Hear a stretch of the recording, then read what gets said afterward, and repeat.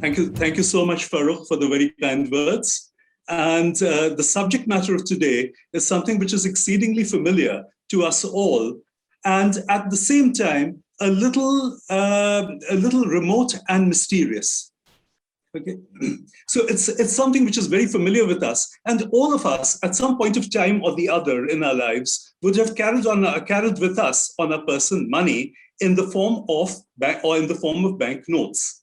Now, these essentially are printed pieces of paper.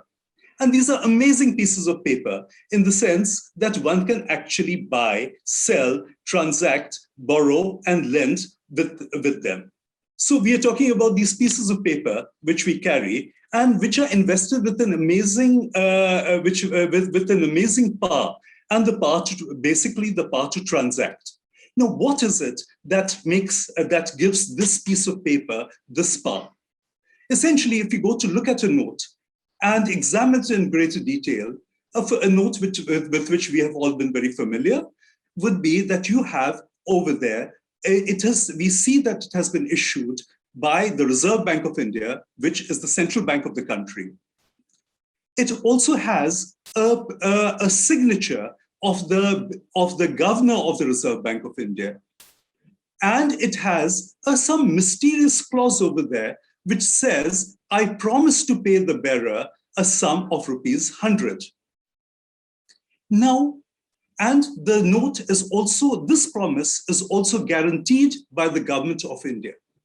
Now the issue arises is that what exactly is it that this mysterious phrase, I promise to pay, means? What does it mean? The simplest way of finding out is you go to your banker. You go to your banker with the note and tell him that, listen, here is a note promising to pay me ₹100. Please give me my ₹100. Now the banker, the poor harried person, will first look you up and down. Let's check whether check you for your mental sanity and to see whether your mansik santulan is in place or not. And after that, if he's in a good mood, he will actually take that note and change it for two notes of 50, or 5 notes of ₹20, or 10 notes of ₹10. But ultimately what you get is essentially, again, you're back to promises.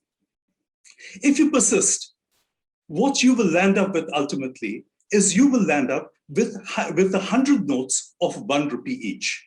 Now let us examine that note of ₹1.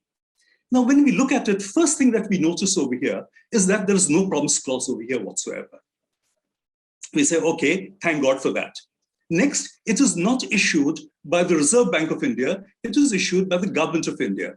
And the signatory is not the governor, but it is the finance secretary.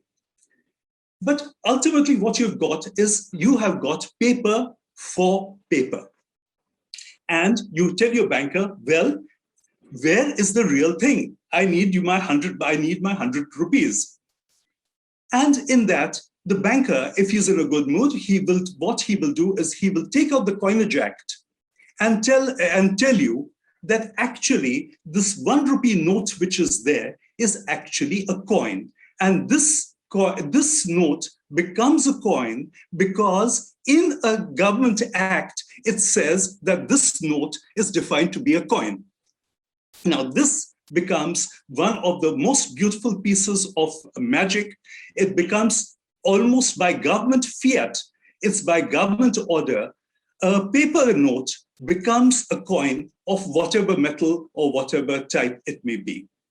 And this, in some ways, it not only becomes a coin, it also becomes, at some level, the basic monetary unit of the Indian Republic.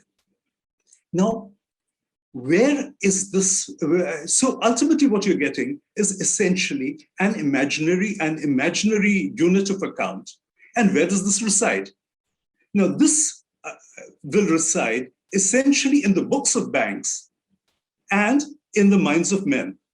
Now what happens is that some authority tells you that this is a rupee, you believe that it is a rupee, and between authority and belief, it actually becomes a rupee.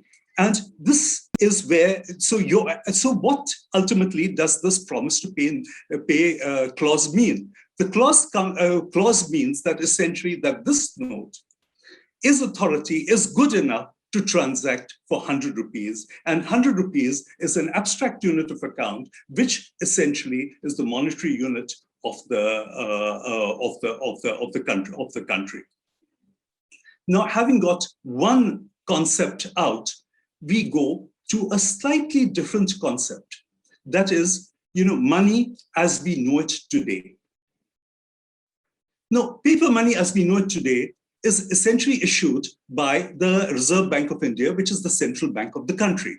Now, the Reserve Bank has the monopoly of note issue. That means nobody else is in a position to issue these notes, and there is only one issuer, which is issuing this, and this is on the basis of a certain government act, specifically Section 31 of the Reserve Bank of India Act. Now, the money as we know it, as a monopoly of either the central bank or of the government, is something which we have known for almost 160 years. This is the way we have dealt with paper money for almost 160 years. And incidentally, in 2021, we are commemorating 160 years of a monopoly issue of notes, which earlier was issued by Government of India, and afterwards this function was taken over by the Reserve Bank of India.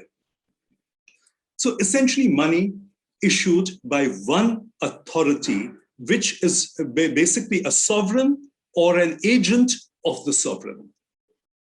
Now, for civil society, one of the issues for any student, one of the issues is that you have to question. The question that arises is, does it have to be so? Does money have to be a natural monopoly? Does money have to be a central bank liability? Now, these are questions which are being asked today as money is being reimagined today. And incidentally, to get a better understanding of these questions, a peek into history becomes quite useful in the sense that the question we ask, was it always so? Was money always the monopoly of either the government or of an agent of the government? And we find out, well, actually not really so. And we have a situation in which before 1861, we have had multiple people, multiple agents, specifically banks, which issued paper money. And the public had the choice to choose which notes and which money they wanted to use.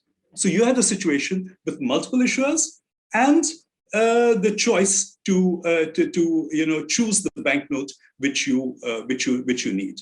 Now this, however, came to an end in 1861 when the Government of India passed the Paper Currency Act, which prohibited people from issuing banknotes and took over the monopoly of note issue. And these questions which we have carry some resonance today as the idea, as questions of can money be privately issued? Can it be issued not by a sovereign? When these questions come up for examination, history sometimes offers you certain insights. Now, when we talk about paper money, the first question that arises is, when did it all start? When did it start globally? When did it start in India? Now, globally, essentially, we attribute paper money to China roughly around the 9th century. It started off as, nobody really knows how it started off, but one of the contentions is that it started off as ceremonial money, ceremonial burial money, in the sense that when a person dies, they typically buried money along with the person to facilitate the person's movement into the afterlife. Now, people realized that when they go, people don't really use that money which is buried along with them. And typically it is used by grave robbers. use the money. So the practical Oriental mind came up with the idea that why not put in ceremonial money and token money, which represented real money along with burial notes. And maybe the idea of tokens soon moved over to commerce. And after moving over to commerce as tokens, it soon got appropriated by the government, and paper money started being issued by the government, and that was what Marco Polo had described in the 13th century in his travels. This is what he had described. But there was overissue, and after the 14th century, there was total chaos, and paper money was stopped and was unheard later in China till the 19th century. In the West, paper money was typically attributed to Sweden, the Riksbank, and this time it was issued in a more organized way through a bank. Roughly, the date attributed is about 1661. And the Riksbank the Stockholm's Banco, which issued these notes, gotten into similar problems. And but the idea of paper money caught on, and when the Bank of England was established in 1694, it started issuing banknotes, and thereafter banknotes gained a certain momentum. Now, where does this was the global scenario. Where does the India story start? Now, in India, we have had a tradition of banking. Banking was very sophisticated. We had sophisticated instruments such as the hundi, but the hundi did not circulate as money in the country. But where paper money is concerned, the story commences somewhere around 1770 with the establishment of the Bank of Hindustan as a modern bank by Alexander and Company. And this bank issued notes which circulated as money. Now, what is the context? What is the context? And what were the drivers? How did this come about? Now, it all starts off in some ways with the Diwani of Bengal. With the Diwani of Bengal in 1765, just 5 years before, the British got the rights to collect revenue and became de facto masters of Bengal. And the period between 1765, or indeed the period from after the Battle of Plassey, a little earlier, was characterized by a huge drain of wealth and coin from Bengal to Great Britain. As a consequence, there was a huge liquidity crisis and an acute scarcity of coin over there. Now, the East India Company, which was in power, which had acquired power, was a little concerned, and they said, "Well, what do we do? That there is no money. All the money has been taken away and sent off to England. So what do we do about it?" So they approached John Stuart, and John Stuart came up with the idea: well, if there is no money, let us create the money. And how do you create the money? He came up with this treatise, the 1773 treatise. Which, bread आया नहीं आया? हाँ, bill में नहीं. So the 1773 treatise, which essentially said that one way of increasing liquidity and bringing about coins is to bring about a system of paper credit and paper money issued by banks in India. And accordingly, you had in practice you had a whole lot of banks which came into existence around this period of time, and these started issuing banknotes. What did the note look like? This is a note of the Bank of Hindustan. Now, it's a note for 16 Sikka rupees. Now, it's a bit of an odd sum, but we will come to why did they issue it as 16 rupees? We can see it a little later. But incidentally, this note is also signed by Nathaniel Alexander, one of the partners of Alexander and Company, and it promised to pay the bearer, meaning whoever held the note, a sum of 16 rupees. Similarly, here's another note, and here we can see the features much more clearly. The note has the name of the issuer. It has the place of issue. It has the date of issue. It has a serial number, which specifically identifies the note, and signatures of the people who will be guarantee to this promise to pay that sum of money.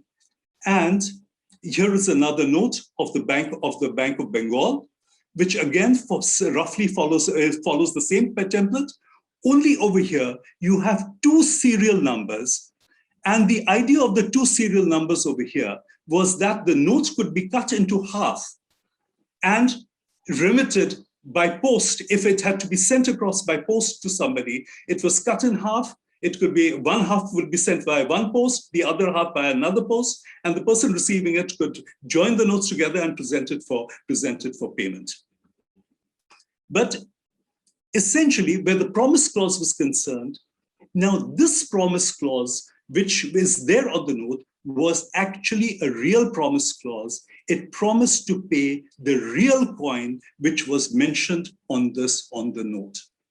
Now here we have a note for 1 gold mohor, and the note this is issued by the Bank of Bengal, and the note actually promised to pay 1 gold coin or 16 sikka rupees. This is a sikka rupee. So 16 rupees or 1 gold mohor was what you would actually get when you presented the note, when the bearer presented the note to the bank for payment. And this was the meaning of the term, I promise to pay.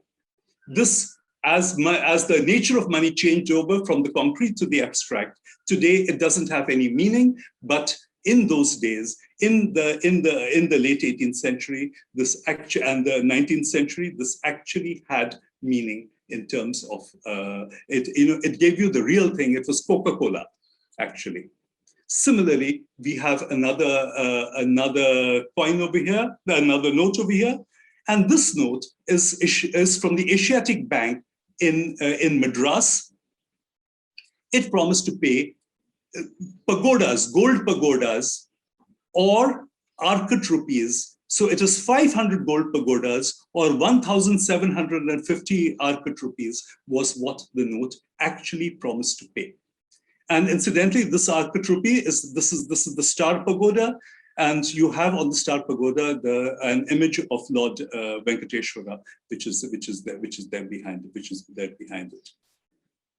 Now, a word or two of the denominations. As we have said, we have come across denominations of 16 rupees. You also had notes of 4 rupees, 8 rupees, 16 rupees. Now, how did this odd denominations come about? Essentially, these were only in early notes which were there. And this reflected in some ways the Indian binary system which was used in finance, in which you had your rupee. The rupee was divided into half rupee. It was a quarter rupee. Then it was 1/8 of a rupee. 1/16 of a rupee was 1 anna. 1/64 of a rupee was 1 paisa. So essentially, we had followed the binary system, and these are even right up to 1950. You see that the nomenclature used is 1 rupee, half rupee, quarter rupee, and so it was essentially a reflection of this of the binary system which was used in finance, but soon went away. After 1830s, you do not have any notes with these odd denominations. You have them more as decimal, but decimal denominations. And incidentally, those of you who are bankers over here, even in finance, very often the binary system was used, especially when you are pricing euro loans. When they were priced over LIBOR, the spreads over LIBOR very often were quoted as half, 1/4, 1/8, 1/16, or etc. over LIBOR, depending on the risk premium of the thing. So we have had various sorts of denominations.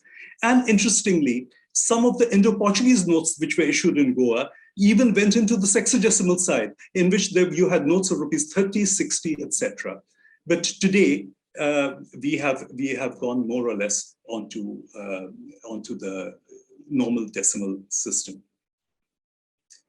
In short, the story in short is that banknotes marked a disruption and a departure in the history of money in India. It changed the idea of money from a coin to a token. And of course, it was of convenience to the users. The users could use it more conveniently for transaction. And the institutions which issued it managed to get free access to funds. And there was general advantages which were conferred by the introduction of the banknote in the country. Over a period of time, by the mid 1850s, most of the notes that were issued came to be concentrated in three large banks, which were the presidency banks. And this was the Bank of Bengal, the Bank of Bombay, and the Bank of Madras. The Bank of Madras building is still in existence today on First Shore Road in Chennai. And these were semi-government banks. And incidentally, these banks were the precursors to the Imperial Bank of India, which in turn became the State Bank of India. Now, this happy system wherein any person could issue notes lasted from around 1770 to 1861. Now, in 1861, something happened. The system came to an end, and the government of India issued what was known as the Paper Currency Act, which was a party pooper and ended the party of a sort of a freewheeling issuance of money by banks in India. Now, what was it that brought about this change? Why was it that this change came about? How did the notes move from a free issuance of notes onto a monopoly? That we will see to later. But while the party stopped in India, very interestingly, the party did not stop abroad, and banks which had their origins in India continued to issue notes not in India but abroad. And here you have a note of the Oriental Bank Corporation, which was started as the Bank of Western India, which later became the Oriental Bank Corporation. It became one of the biggest banks in the world. And this is a note issued for Sri Lanka in Ceylon. Similarly, this is quite a late note issued by the Mercantile Bank of India. This is issued in Hong Kong. But a host of banks, including the Agra Bank, the Asiatic Banking Corporation, the Commercial Bank Corporation, issued notes abroad, but they did not issue notes in India. So ultimately, in 1861, as we said, the party came to an end in India, and government of India took over the monopoly of note issue. Now here, we have an image of a building over here. Now this is known and was known as well as is known as the Currency Office, and was intimately related with the issuance of government paper money. The building was to be destroyed, but heritage activists ensured that the destruction of the building was stopped, and the building still exists. It's being reinvented as an art center. But the building, incidentally, was originally the building of the Bank of Agra, and very few people will believe it, that the Bank of Agra at one point of time was one of the biggest banks in the world, with the network spread out across the globe, with huge investments in railroads in Australia, and they issued notes in Hong Kong also. So these are incidental tidbits of information. But coming back to the story, why the monopoly? From free banking to monopoly, there were basically two drivers. One was intellectually. In England, there was a change of thought, saying that, well, the the monopoly of note issue was taken over by Bank of England for various reasons with the Bank Charter Act. So there was a change of thought in England. This was one driver. And in India, there were certain events which took place. And one of the event was the Great Uprising of 1857. Now, with the uprising of 1857, an enormous amount of money and enormous debt was incurred by the East India Company, by the British, in order to suppress this uprising. And this uprising was brutally suppressed. Here you have the mutineers being blown through the cannons so that they don't even have a grave, which will be, where they can have the last rites.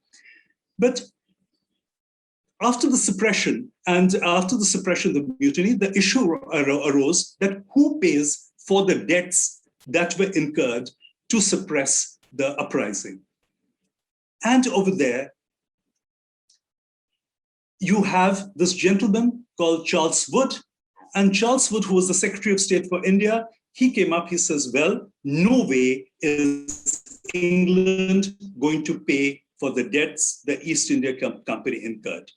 And the debts that was incurred by the East India Company will be paid for by India itself. So Indians will have to pay for the price of their own suppression. And in order to get the Indian finances right, they chose a very interesting gentleman called James Wilson was chosen, who was appointed the first finance member, which is equivalent to finance minister of the country, and he was set right over here to set right India's finances.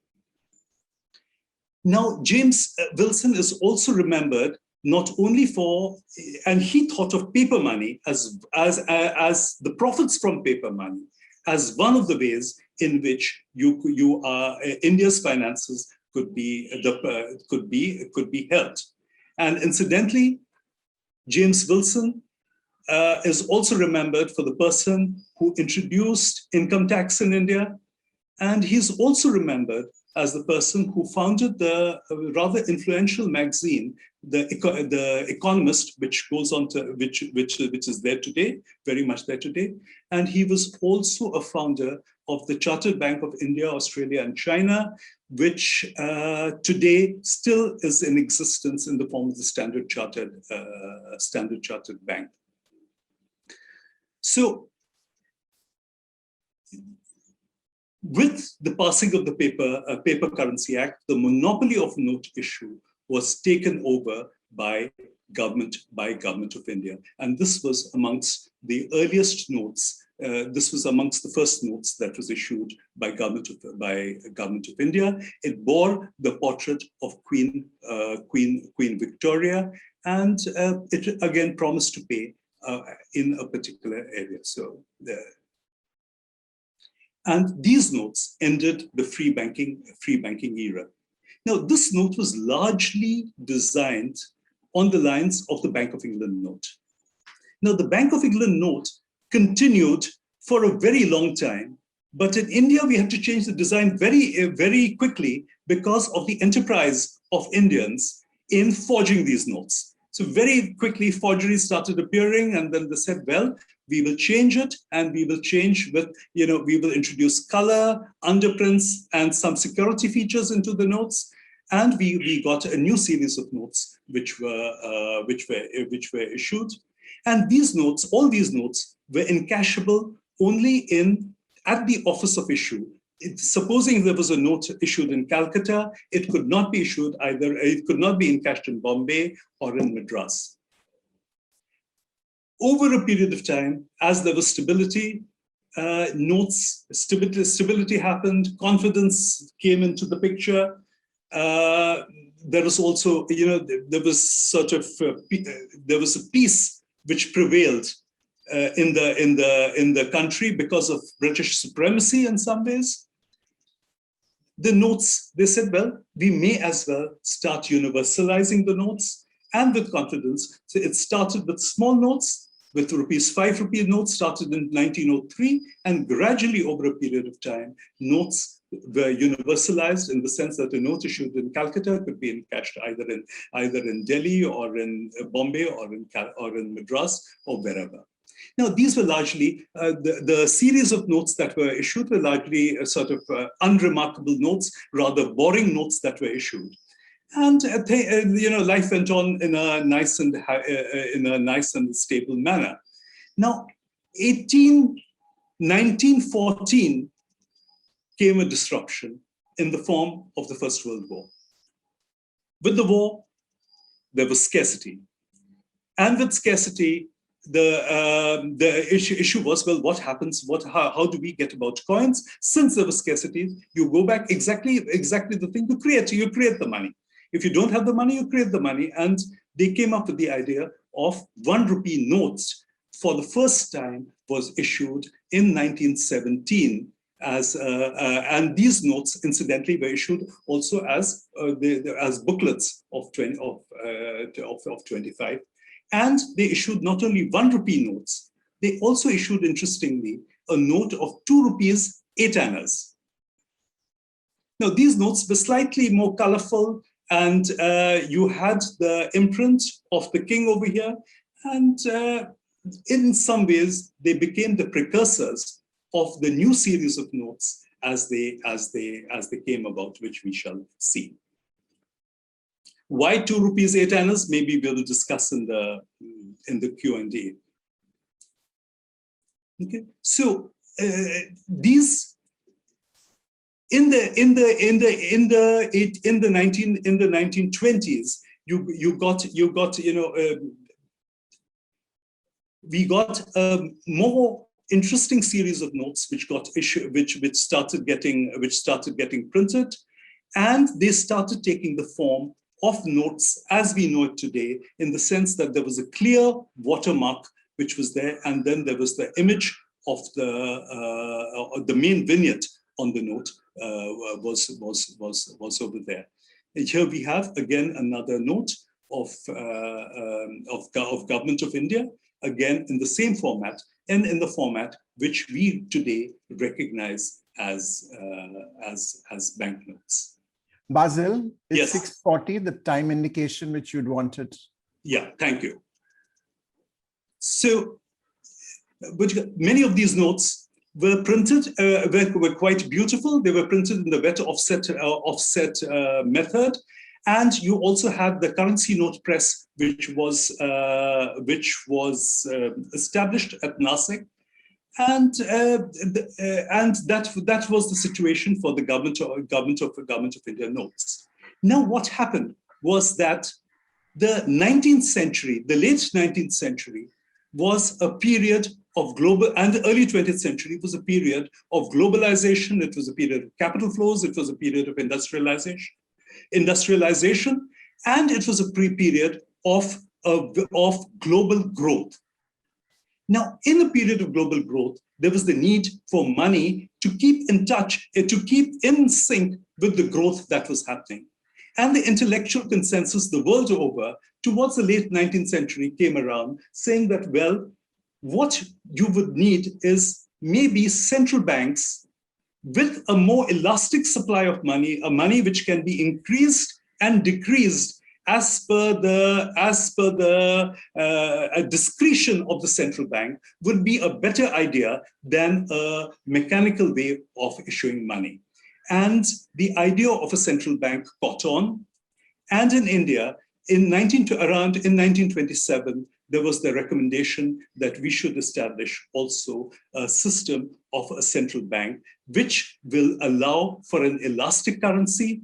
And especially in India, that was very useful in the sense that India has had the mainstay of the Indian economy in those days was agriculture, wherein you had the harvest season and the sowing season, and money flowed out from the cities to the rural areas and came back to the cities gradually.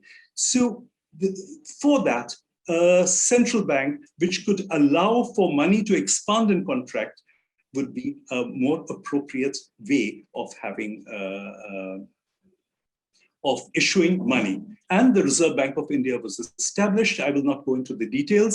1935, it took a long time for the Reserve Bank of India to get established, but it got established in Calcutta, initially in Calcutta, in the building of the Alliance Bank of Simla, which where the Reserve Bank had its first central office.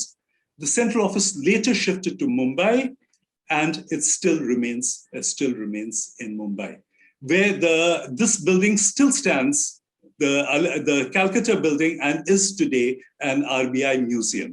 So those of you who visit Calcutta and are interested in money are encouraged to go and visit the museum in Calcutta too.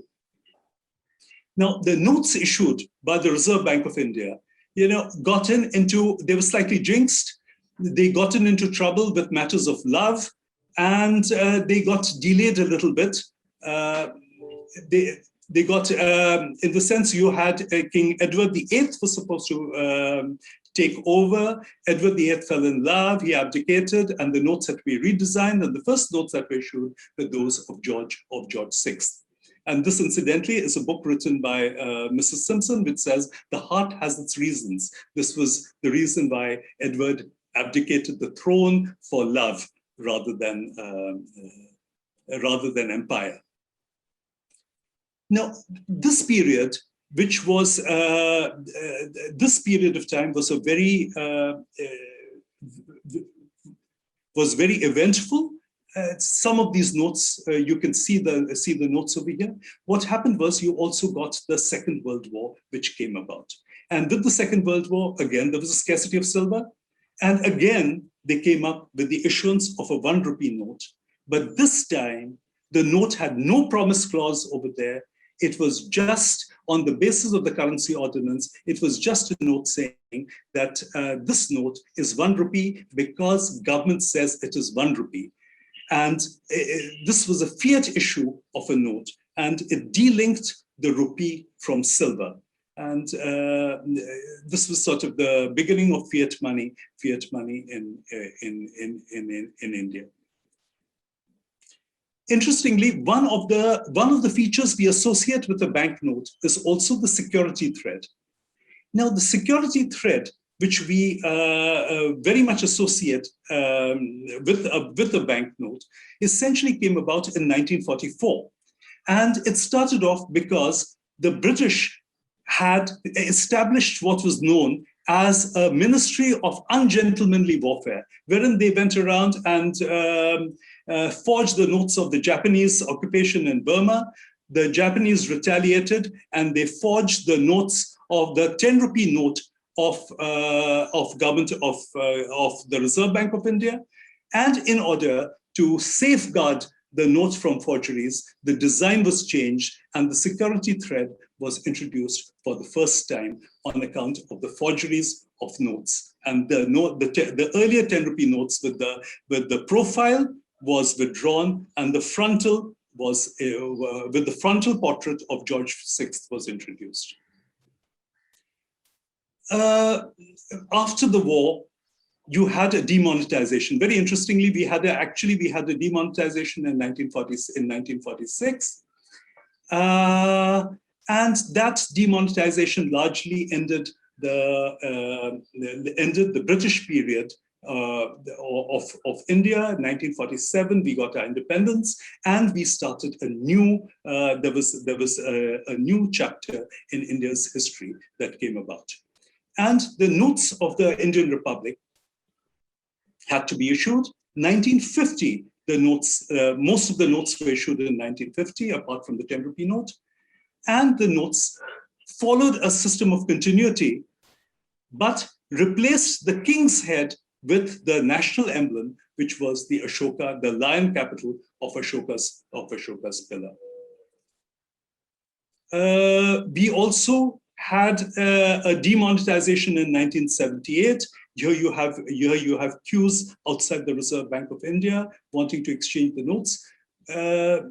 But this demonetization hardly affected anybody because nobody really had seen the high denomination notes.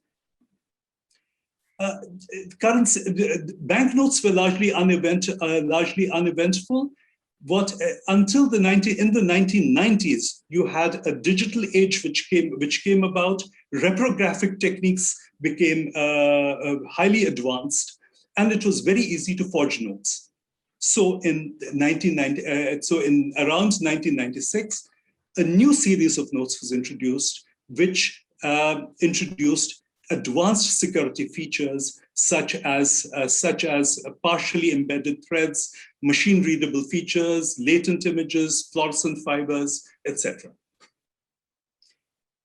And this series of notes, with which we were quite familiar, was demonetized, which we are very familiar with, in 2016, and a new MG series of notes was introduced, with which we are all familiar. Now, this sort of is a broad sweep of the way the notes have evolved in the paper money. Has evolved over 200 years in the country. Now, one or two words we will very quickly just look at. What were the motives that appeared on these notes, and how did these motives change? We'll just take one or two and not go into details. We'll leave it open for discussions. Now, the motives have changed from colonial motives representing trade and commerce. Later, they shifted to motives relating to imperial domination. Thereafterwards, to symbols of independence, allegories of progress and development, and that has been the way the motives have changed. We'll check one or two. Now, here is an early note which was issued by the Bank of Bengal. It has a motive of a woman sitting by the quay, and it shows her. This is an allegorical representation of commerce, representing trade, representing commerce, representing ships coming in, ships flowing out, and the lady holds the staff of Mercury, which is the caducus symbol, and which typically symbolizing movement as well as movement and commerce. Now, these notes were issued roughly in the 1820s, 1830s, 1840s. By 1850s, the notes changed, and the notes of the Bank of Bengal changed, and you had the new motives that came in was that the representation of the metaphorical representation of commerce gets relegated to the background. In the sense, you can see commerce on the side over here, and the center stage is taken over by Imperial Britannia. And you have another allegory of justice over here, and you have the native sitting down and offering fruits and produce to Britannia. Now, very few images in the country can represent the coming of imperialism, the change in the British attitudes from commerce to imperialism than these images. Here you have a representation of trade and commerce, and here you have trade and commerce. Here, this is a detail of the thing. Commerce is relegated to the side. Britannia, imperial domination comes to the center, and perhaps they said, well, rule of law. They said rule of law. Many said, well, it is not rule of law, it is rule by law. That's a different story altogether. And the native is virtually, in a very, is in a supine condition, offering, it's a true representation, a very, very imperial symbol that happens. And no wonder you had the great uprising of 1857, which came about because this was the mindset. It reflected a certain mindset.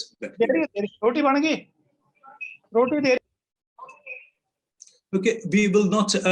Other notes represented had personalities represented on them. We will not go into those. We will just go into one or two things. We will see how some motives, changing motives reflected changing mindsets. Here we take the motive of the 100 rupee notes. on a 100 rupee note issued by the British by George VI, you had a beautiful tiger, a snarling, beautiful tiger, which was evocative of awe, majesty, and power. When India in 1950 issued our notes, we changed the motive from a predatory tiger to a more benign symbolism of elephants, which were more constructive, more benign, and more in tune. But however, the fauna motive, the motive of exotic India sort of remained over there. Now, in the early 60s, the idea was that however benign the elephant motive may be, what we need to represent is not really the elephants represent more a Western gaze, a colonial outlook on exotic India. What we need to represent is our endeavors. And the idea was that, we have embarked upon the 5-year plans, we have embarked upon industrialization, we have embarked upon large projects of heavy infrastructure. And one of the symbols of India's developmental and industrialization efforts was the Hirakud Dam. And the Hirakud Dam, symbol of the Hirakud Dam, replaced the elephants on the 100 rupee note. By the time we came to the 70s,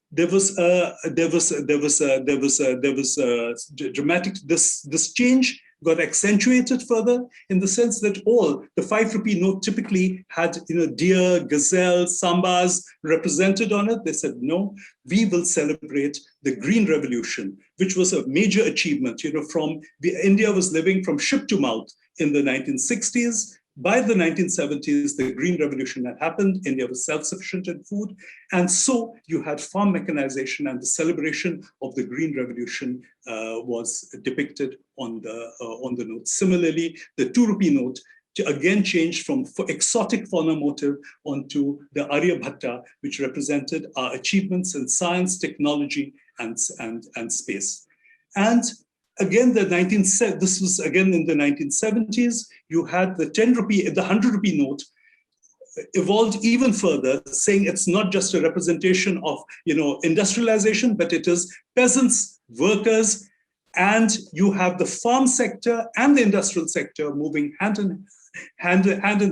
And so you have electricity, you have the dam, you have workers, you have farm mechanization. And this was a sort of heroic representation of India's developmental endeavors. Now, the 70s were a different time. 70s was a period of decolonization. It was a period of, there was the new international economic order, which was being talked about. It was a period of optimism. There was a talk of liberty, equality, justice. There was large, big slogans, a lot of idealism. But by the 1980s, all the idealism had died down. There was the debt crisis of 1980s. And you were back to a state of realism. And you had in the late 1980s, when we issued notes, the motives shifted over to sort of reminiscing Gandhian values. 1990s, we went back to flora and fauna motives, but somehow the 1,000 rupee note sought to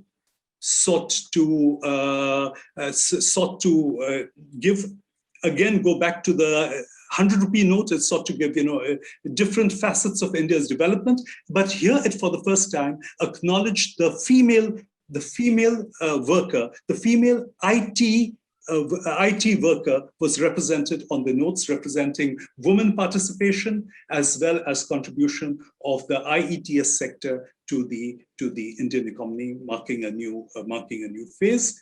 And we have the latest notes which are there, which celebrate both heritage as well as our prowess and achievements in space and technology. So that basically motives in some ways give you a feel of the way the outlook of the country has changed over a period of time. And we have sort of walked our way through 200 years of changing mindset and changing intended and unintended messages. Now today, what is happening is that we are at today, the idea of money is being contested. The idea of money is being contested. Both one is from paper to digital, in the sense that this is not really a contest. It's an evolutionary phase wherein money is shifting to the digital, and maybe over a period of time, paper money becomes something which the art, symbolism, etc. Paper money becomes something which we will see in museums. But the contests are also going on. Is that should money be a monopoly of the Reserve Bank of India, or can multiple issuers issue money? Another thing is, should money be a central bank liability? Should only the central bank be allowed to issue money? Or can money also be in the form of memory, which could be in the form of cryptocurrencies, etc.? Should money be related to sovereignty? Can cross-border money be allowed? So these are issues which we are dealing with today, grappling with today, today, and maybe a look into history sometimes helps throw certain insights into the present as well as the future as we look at it. And to address these issues, perhaps the central banks are fighting back. They are coming up with the idea of central bank digital currencies. But whichever way the trajectory of money moves, the idea of money has implications for society, it has implications for privacy, it has implications for human freedoms, and the way money is being reimagined will have a serious impact upon both on society as well as human freedoms in the future. So thank you very much. I think we have completed on time, and no worries at all. You are bang on the dot. Bazil, it was most interesting. You took us through the history. You brought us up to date with all the motives used. And you've also given a peek into the future about what the future of paper money is like. And there are so many comments. I have to really weed out the compliments in the sense and focus on the questions now. Let's look at the questions. This question is from the time when individual presidency banks issued their own notes. So the question from Diksha was, how did traders manage cross-border trade, in the sense dealing with trade across various presidencies? The notes could be discounted. Okay. What they did was that the notes were not, they were not redeemed immediately, but they could be discounted at the various banks, and people for a very small consideration, you would get your sum. Essentially, if there was confidence in the bank, the note was good. So this begs the next question from Kaiwan, which says, could a person refuse a note of one bank and insist on another bank? Yes, they could. They had the freedom to do so. They had the freedom. They had the freedom to do so. And as a matter of fact, what kept happening was that one bank kept sort of tripping the other bank in their endeavors to issue paper money. And they went out of the way to see that, they were hobbled. The competitor was hobbled in some ways. So there was a lot of fight and a lot of, like schoolboys, you go and slug it out. That's interesting. My money is better than your money. So another question from Kaivan Umrigar, were paper notes converted into coins, or were they accepted as more convenient and promises were rarely redeemed? You see, they could be encashed at any point of time at the office of issue. Okay. And where this was for banks, they would their reputation was based on the fact that they could redeem it, and instantly they could encash the note for coin. Now, when Government of India took over the issue of banknote, the first thing that came into mind was instant, immediate convertibility and unconditional convertibility at the treasuries should be available. And that's why they had the currency circles. The idea of the currency circles. They said that the reputation and confidence is most important, and confidence can only be had by immediate and instant convertibility of the note into the coin. So it was very, very important that it was convertible. Okay, staying with the theme of today, promises to pay. In your opinion, Kaivan is asking, would you consider demonetization as a case when RBI did not fulfill its promise? The demonetizations have happened. Have happened, as we said, 3 times. Demonetizations have happened. They don't normally lead to anything very conclusive. That has been the experience of demonetizations across the world. Okay. So,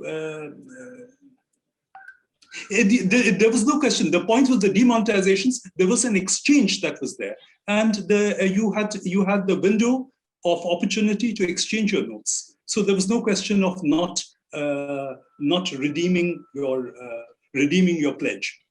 Rohit wants to hold you to your promise about 2.5 rupee note.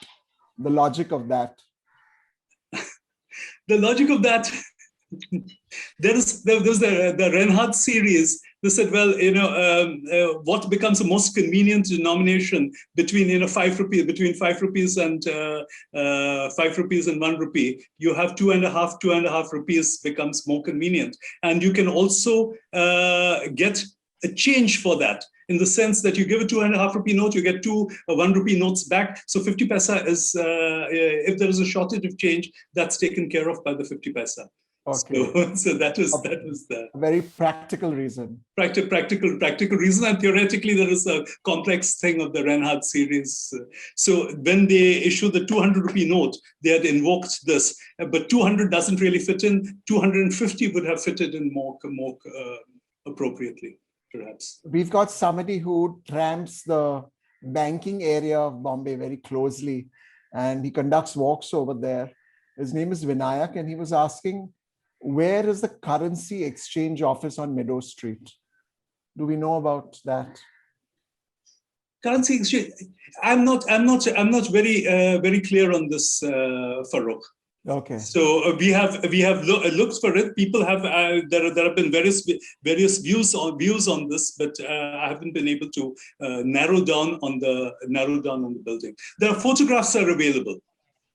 The photographs are available. We can send the photographs out, but we haven't been able to sort of. I personally haven't. There will be people who know about this, and they would be able to help you out. Since we've spoken about currency exchange, Bazil, you might want to tell our audience in brief about what the currency exchange did. No, there was no currency exchange, Farooq. It was the currency office.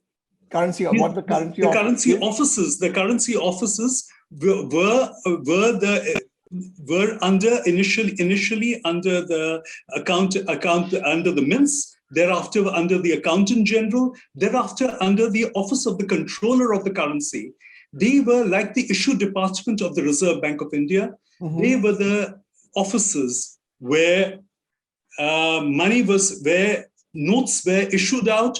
Old and torn notes, phate purane note jo hain, which have to be taken and exchanged, they would be exchanged over there. So where notes would be stored. So it was essentially a repository. They were vaults and they were exchange counters to them. So Arun Gupta was wondering if you can share any background stories on the way the Indian rupee was used in the Gulf countries. The Indian rupee was legal tender in the Gulf. The Indian rupee had wide circulation across, right from Africa down to China and Southeast Asia. Yes. So when we had the first demonetization of 1946, we managed. There was we had to inform almost 50 to 100 countries were informed of the demonetization. And we had requests coming in from all over the world, from Africa, a huge request from the Middle East, huge requests from China. Incidentally, China was the biggest lot where the demonetization issues came up. This was in 1946. This was after the war, etc. Now, where the Gulf is concerned, the Gulf traditionally, for almost thousands of years, have been using the Indian currency has been used, was in use over there. And Indian banknotes were actually legal tender in the Gulf. Mm-hmm. In the 1950s, what happened was India started getting into a foreign exchange crunch because of the second five-year plan, developmental efforts. Things didn't go the way they were to go. So we found it difficult to handle Indian money abroad because that money could be sent to India and encashed in foreign exchange. So what was done was special notes were issued for the Gulf, for Kuwait, for Bahrain, Oman, and the entire the Gulf protectorates which were there. Mm-hmm. And over a period of time, these notes were withdrawn, and the countries issued their own currencies. The last, I think, was Muscat, which was in 1970. In 1970, up to 1970, the Indian notes were used in the Gulf in a big way. But we gradually withdrew because we could not afford to keep the rupee as a reserve currency. We've got a graphic designer in our midst. His name is Isa, and he wants to know what are the criteria for selecting the graphics on the notes. The criteria is that the note contains in a very compressed form, intended messages as well as vignettes. Now, the choice of vignette will depend upon the issuer. It will be the design is generally made by the Reserve Bank of India and approved by the government of India. Okay. So the choice of the choice ultimately will vest with between the Reserve Bank and the government of India. Will be the people who will decide upon the motive. Now, the conversion of this motive into an art form becomes an artist's work. So many of the notes have been designed abroad, but many were designed also in Nasik. We had one of the very beautiful designs which were executed in the Nasik press. Then the designs were also done at the Devas press. The new series has been entirely designed in Mysore. So that's a different ballgame.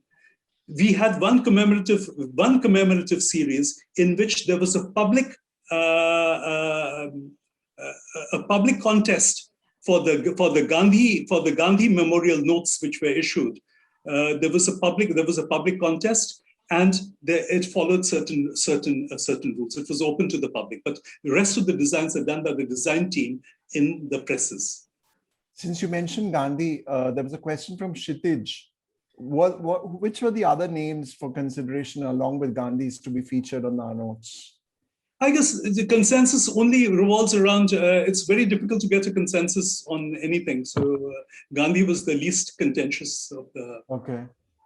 The Rishi says that he knows only of Hong Kong where multiple banks can issue notes. Today.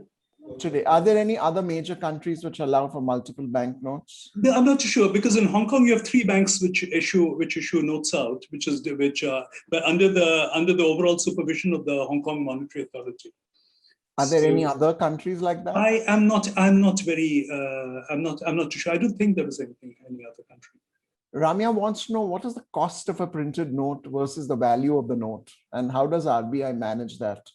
I do suspect she's a finance professional. No, the costs will be one, the cost of printing the note. Then there would be also the cost of managing the note. Managing the note would mean the issuance of the note and its withdrawal. Now, typically the cost of printing amounts to, say, the printing of 100 rupee note would be approximately 2 rupees to 3 rupees or so. That would be the thing. But there is also the cost of managing the note, which amounts to be a little more. Okay. But if she's looking into profits, the profits do not arise really from the difference in the. They arise that when you're holding a note, you are providing the Reserve Bank of India interest-free money, and that the interest on that money becomes the seigniorage income. Okay. You've touched upon this very briefly, but Sunil was asking, is it relevant now in this age of cryptocurrency, whether the government should or needs to have a monopoly on issuance of notes? What are your thoughts on that? Well, we have had situations wherein government did not have a monopoly of note issue. Now, the whole issue arises is I can change the slide. I can give you a slide. Here is essentially the situation. The question that is there is a cryptocurrency a means of liberation? Is money an instrument of liberation or is it an instrument of control? Mm-hmm. And the jury is divided on that. Personally, I would feel that I would not have any cryptocurrencies are a part of the technology innovations that are happening, and it's something which we can live with. Okay. Many more questions have come in while after we started on the Q&A. Let me look at the ones which are more interesting and ask them to you within the time constraints that we have. Somebody wants to know the name of your book. It's already been answered by Diksha. I'll give the cover. This is the book cover. Great. There it is. So the Conjurer's Trick. And here you have an image. Incidentally, you have an image of Ganga, which was there on a commercial bank note issued in the 1820s. And you have Ganga holding 2 lotus leaves. And this was an allegorical depiction of India, incidentally. So this was a worldview of the times. And it was drawn by a gentleman called Fairmans, who was an American illustrator. So engraver, rather, sorry. There have been 2 or 3 people who want to get in touch with you and they were asking for your email address. If you're comfortable sharing your email address, we can do that. Yeah, I would be delighted. Okay. Your talk was Aflatun. This is just one of the comments which, I mean, there have been so many comments. I'm just scrolling through what I can read. Okay. Here's an important one. Why did the government of India issue the 2017 1 rupee note alongside the coins? Because these notes never circulated and just went into paper money collectors. Well, many countries issue notes for its numismatic value. India has not really done that. Perhaps they can do that. Malaysia does it in a very big way. They not only issue, they sometimes even have nostalgia issues, but they also issue notes in sets of 16 notes or uncut sheets are also issued. India does not really do that, but that's a possibility. Okay. Somebody wanted to do it and it was done. So there is no logic in it. So this is a question from a local heritage buff who's probably passed the mint many times. And he wants to know, what is the role of the Bombay Mint now? Commander, this is for you. Role of the Bombay Mint? Well, the mint at the moment still is issuing coins. Perhaps the mint will reinvent, as maybe the 10 rupee note will become a coin. In case so, the mint will find ways to reinvent itself. So this question harks back to the presidency banks. So Nikunj is asking, did the native bankers play a role in conversion of banknotes issued by the various banks? And when did they cease to exist? No, come again. Sorry, I missed. Did the native bankers play a role in conversion of banknotes issued by the various presidency banks? And when did the native banking system cease to exist? No, just 1 minute. I think that's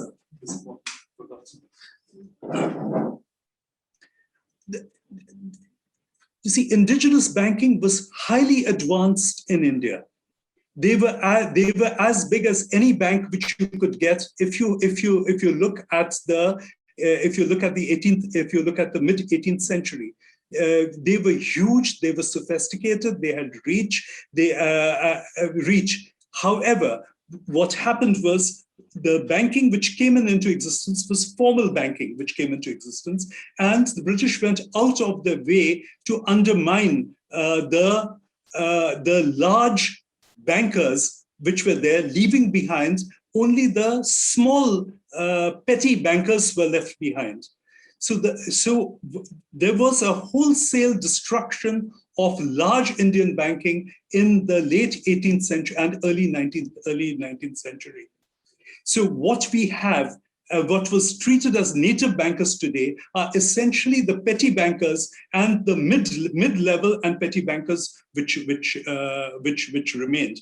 They typically utilized the hundis. They used the hundis were used till almost till the 1950s. Or even up to the 1960s, hundis were in use. But with gradual formalization of the economy, these the informal systems based on caste and tradition and practices, that went away in favor of formal structures which go on the basis of rules and which are enforceable by law, outside the system. Okay, last 2 or 3 questions. How was foreign exchange handled in the 18th century? In the 18th century, there was complete free flow of trade. It was in the 19th century that there was some restrictions which were placed on foreign exchange in terms of council bills. The government of India, if you wanted to buy and sell foreign exchange, it was done through claims made by Secretary of State, and banks bid for the exchange rate. So the exchange rate was dependent on bids between Calcutta and bids in London. But in the 18th century, there was complete free capital flows. As a matter of fact, the flow was out from India over to the UK, and there were huge flows out to the UK, which led to the crisis in Bengal. And I'm not sure I understand this question or whether it's relevant for paper money. Can you talk about fractional reserve lending and how RBI coming into being limited that? Would you like to take this question, or it's not directly related? Fractional reserves banks are based upon even all the banks, the early banks which were set up, say the Bank of Hindustan or even the Bank of Bengal.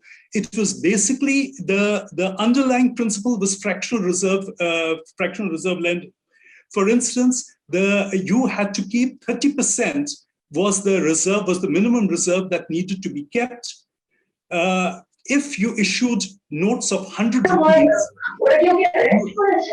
you needed to keep 30 rupees as cash with you. And only then could you lend out, you could issue notes for the remaining 70 rupees. So the reserve was, all banking was literally was fractional reserve banking. That means how much should you hold in cash? And how much can you hold in assets, which can be in the form of loans? The loans can be for business, the loans can be for real estate, the loans can be for anything else. So Varun has brought us up to date with the recent news that Subhash Chandra Bose's image on the notes and the court order requesting a rethink over it What is your personal view? Where will that lead to? Yeah, sorry, the Subhash Chandra Bose, sorry, come again? Subhash Chandra Bose, his image on the notes. There was a court order requesting the government to rethink the issue of those notes. It's a decision which is to be decided between the government of India and the Reserve Bank of India. So we want to know what is your thinking on where this will end? In politics, we do not have, I mean, it's not in the realm of logic, it's in the realm of politics. It's in the realm of desire rather than in the realm of logic. So Beros is very keen to know a little more from you on the future of Bitcoins. Beros, are you an investor? On the future of Bitcoins, Bazil. Future Bitcoins, it's not just Bitcoin. Bitcoins means cryptocurrencies, essentially. Bitcoins is a sort of, like we say, Xerox for photocopying machines. So where cryptocurrencies are concerned, do you view cryptocurrencies, are they an asset class or are they a means of transaction? Originally, cryptocurrencies were envisaged as a means of anonymous transactions.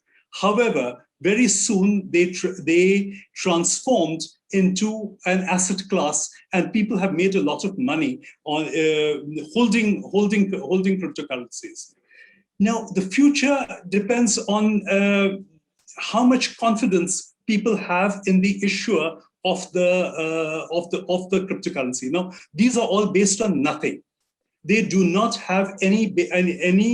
It acquires value because people think that it will be limited. Since it will be limited, it will retain its value. Since it will retain its value, you invest in it with the expectation that the value will increase. Now, this is a new technology. I would in some ways be. I would be inclined towards cryptocurrencies. However, the problem with cryptocurrencies arises is that through government fiat, they can be deemed null and void. So it depends on how the politics of cryptocurrencies plays out. So in India, I don't think the government, as well as the Reserve Bank of India, is not quite in favor of cryptocurrencies. However, geeks and people who like innovations would like to have an alternative. And as long as it's an informed alternative, I do not see the problem with diversity of instruments which are available to people. Now, will people lose money with it? Of course they will lose money. People have lost money, but they have lost money on various other asset classes too. Sometimes during hyperinflation, people have lost money, money becomes worthless. So maybe you can protect people saying that only those who are an informed class of investors who are prepared to lose their money should invest over there. But the alternative of investment, I would feel as a bouquet of offerings, it should be available. Free market. This is a personal view. It need not. It's not the official. Official view is not in favor of these. Currencies. Thank you so much, Bazil. The compliments and the comments and the appreciation which have come in has been phenomenal. I can read out many of these to you later on. Thank you so much for your time. Thank you very much. Thank you very much for the opportunity, Farooq. Thank you very much. Thanks. Our pleasure. Thanks to everyone for having attended, and very grateful for all the good words.